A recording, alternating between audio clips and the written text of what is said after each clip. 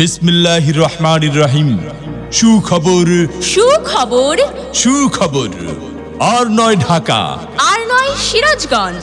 এখন থেকে আপনাদের সুপরিচিত বিনানুই পশ্চিমপাড়া হাকিমুন্নেসা দারুল উলুম হাফিজিয়া মাদ্রাসা সংলগ্ন আলহাজ ডাক্তার মোফাজ্জল হোসেন স্বাস্থ্য পরিচর্যা কেন্দ্রে সুদূর সিরাজগঞ্জ থেকে আগত চোখের ডাক্তার বসেন ডাক্তার মোহাম্মদ শহীদুল ইসলাম। রোগী দেখবেন doctor Mohammad Shahidul Islam, BNSB Sirajganj, VHSS Dhaka.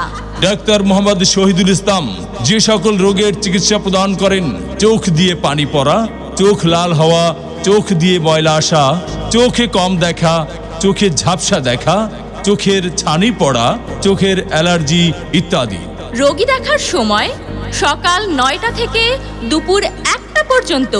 এছাড়াও প্রতি শনিবার থেকে বৃহস্পতিবার সকাল 9টা থেকে দুপুর 1টা পর্যন্ত রোগী দেখবেন doctor Mohammad Shakil Ahmed, DMF Dhaka. Special training of minor surgery, Tangail Sheikh Hasina medical college and হাসপাতাল, টাঙ্গাইল।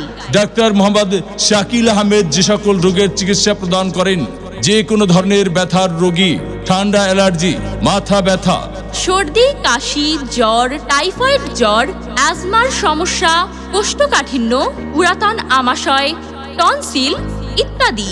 এছাড়াও এখানে ডায়াবেটিস ও অন্তঃসত্ত্বা পরীক্ষা করা হয় এবং নেবুলাইজার মেশিন দ্বারা ছোট ও বড়দের কফ বাহির করা হয়।